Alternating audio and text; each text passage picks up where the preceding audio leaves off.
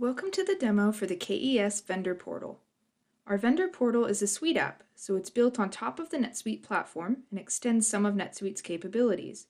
We use your existing NetSuite data without setting up a separate database or anything like that, leveraging the platform as much as we can so that we're not reinventing the wheel. The Vendor Portal gives the ability for your vendors to interact with you, but since it's working with NetSuite, it's updating things on your vendor records that are already in the system. That way we can make this, like our other Suite apps, very cost effective and get them deployed very quickly. So what exactly does our Vendor Portal do? The whole idea is to save your AP department some time. So rather than having your vendors need to reach out to you whenever they want new bank info, new address, to reprint their POs, know if a payment has been sent, or if you received a bill from them, let's give them a way to do that with self-service so they don't have to bother your accounting team. We allow vendors to log in, view or print their POs, their bills, or their payment receipts. They have an area where they can upload files, so they can upload a W-9, for example. We also give them the ability to update their tax ID online. If they have new bank information, if you're paying them by ACH, they can update their bank payment information as well. One thing different on the vendor portal than our customer portal is we have this concept of an admin versus a non-admin role. I'll go into this more during the demo. We thought it was important that we don't just let anybody in a company be able to update bank information. They may want to control it, so maybe only one person for that vendor has admin rights, and that's the only person that can update bank info or address info or both. Everyone else can go ahead and view the POs and bills, but we thought it made sense to have tighter controls in place. And as part of that, we can allow self-signup for non-admin users. If you want somebody to be an admin user, then you'll need to have your AP team involved, and I'll show how that works. Again, we wanted to make sure we give capabilities, but we also want to do it in a secure way. Let's go ahead and dive into NetSuite. Here I am in one of our demo environments. Inside of NetSuite, there is some setup and some management that occurs with the vendor portal. I'll show you that, and then I'll show you what the portal itself actually looks like. This, just like any other Suite app, is a bundle that gets installed. So once you purchase this, we install the vendor portal bundle for you. After it gets installed, we work with you to do the setup. We'll have our requirement session, we'll understand how you want this to work, and then we'll get it all configured for you. That being said, I'll show you what can be configured. You can say for any email sent from the system who it should always come from. Often this is set to your accounts payable department, and that's for things like forgot password or a user has been granted access. Our portal will generate an email, and that's who the email will come from.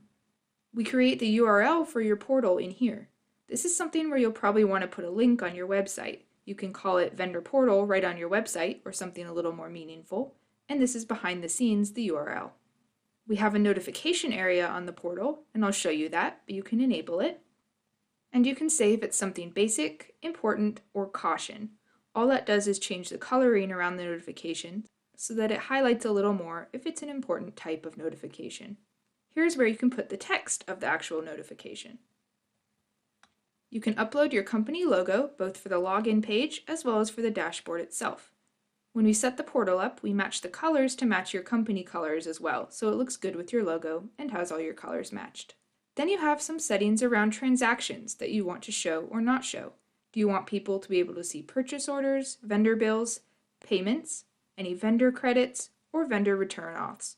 For all of these, you can just check whether you want these to be an available option on the portal. You can also say if you're doing ACH payments, if you want people to be able to update their bank details. Again, only admin users can do that. When they add new details for the first time, do you want to automatically then set them up for use as part of your ACH processing? That's another enablement you can do. Then you can say if you want to allow self-signup and include a message on the sign-up screen. This feature is so vendors can have people easily sign up without even having to talk to your AP department. And as a reminder, this is only for non-admin users. If you want them to be able to upload files, just check this checkbox, and the folder ID is just the internal ID from your file cabinet where uploads should go. Again, we help you get that set up, so this entire setup is fairly straightforward. Now I'll show you what gets set up on the vendor itself.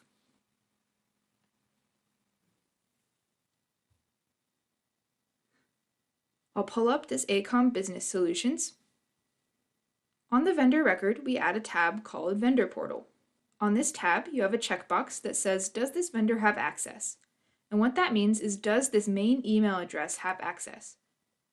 If you're setting up access for them, you can just click on this checkbox, Vendor Portal Send Access, which sends them an access email with a link where they can get a temporary password and then change the password.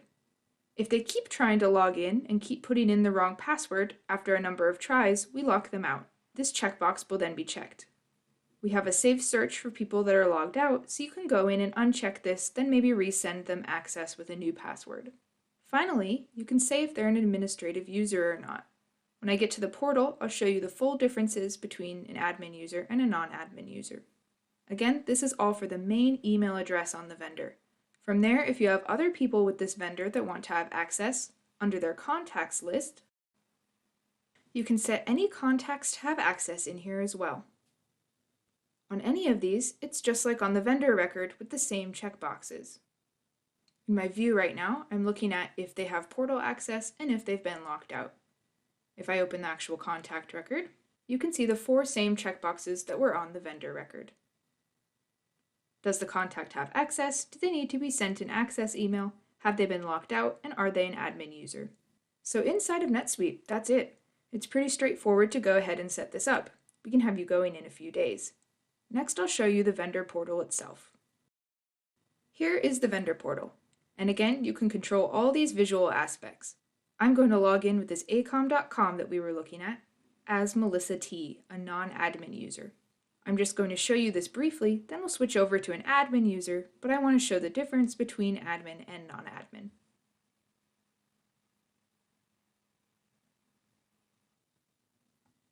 Once I get logged into the portal, it has all of my information.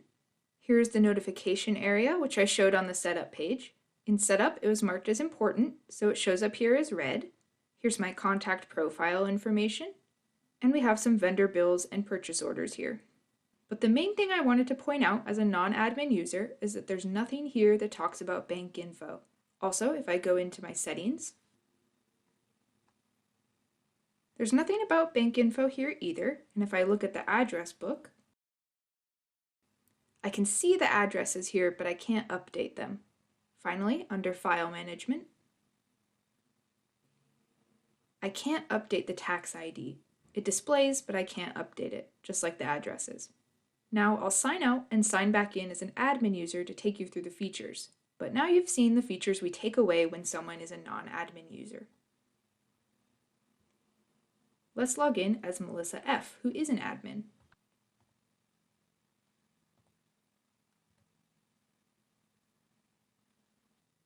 As you can see right away, we enable a few more features. There's a bank details tab up here in the navigation. There's also a tab talking about W-9. Let's walk through all of this. We give a little summary. What are your current terms, your open bills, when was the last time we paid you, what's the next due date, and how much is that?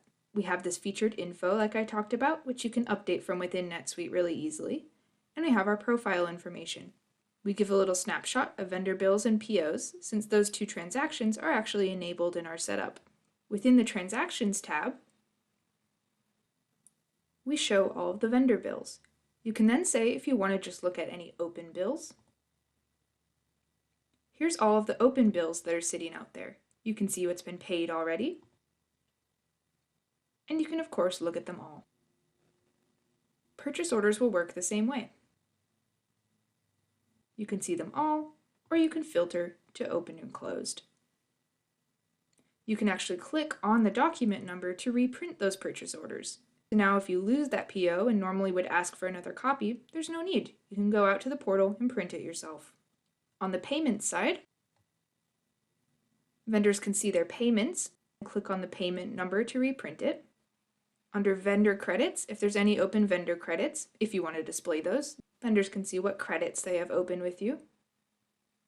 And if there's any return auth sitting out here, it's just a way for a vendor to view all of the different transactions between you and them. Next, we'll look at the File W-9 Management area. In this area, vendors can update their tax ID. So if you sign up a new vendor, you can just send them out here to get them online and tell them to update their tax ID, upload their W-9, and they can go out and choose a file and upload that. Anything that's been uploaded for them is visible here. And what's nice is if you have, for example, some wiring instructions or something else that you want, you can upload that to their vendor record inside of NetSuite. Just place it in the portal folder within that, and now those files will be available for them to download. So if you have any important documents that you want to share with them, you can go ahead and attach those to your new vendors and make them available. If they ever say they need them again, just redirect them to the portal and they can download those files on their own. Then, if you're using NetSuite's ACH payments, vendors can go ahead and manage that themselves. They've got a bank payment set up here. They can remove this, mark it as inactive, or edit it. They can add a new one if they want to. All of that is available for them. If they changed banks, they don't need to contact you. They can just update the bank info themselves. Again, this is why we made this area only available for the vendor's admin users. You wouldn't want all of their operations staff who look at their POs to be able to change the bank to any bank that they want to. That's why we have those controls in place. Then lastly, under Settings, we allow vendors to update the email address on the vendor record, or the contact record if they're logged in as a contact. They can also update their phone number, and since they're an admin user, they can update their addresses. They can also add a new address, and if they go into Edit, they can mark an address as the default for billing and shipping when you're working with vendor bills or POs. So that's an overview of the features. I'll also show a little bit more of how we work with self-signup. Sign up, as I mentioned, is a feature that you can enable or not. Some organizations don't want users to be able to do self-signup, some do. If you want your vendors to be able to do self-signup, you have this new user sign-up link here. A new user would click on this and fill in their information.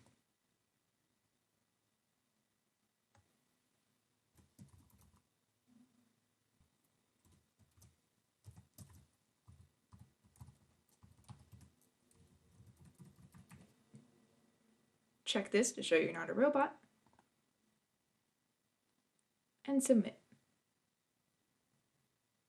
Now the way this works, why this is secure, and you don't have to worry that people are just going to make stuff up, is because this email address is going to receive a link for them to sign up, and it has to match the domain on the vendor. It's a little tricky when you work with the Gmails of the world.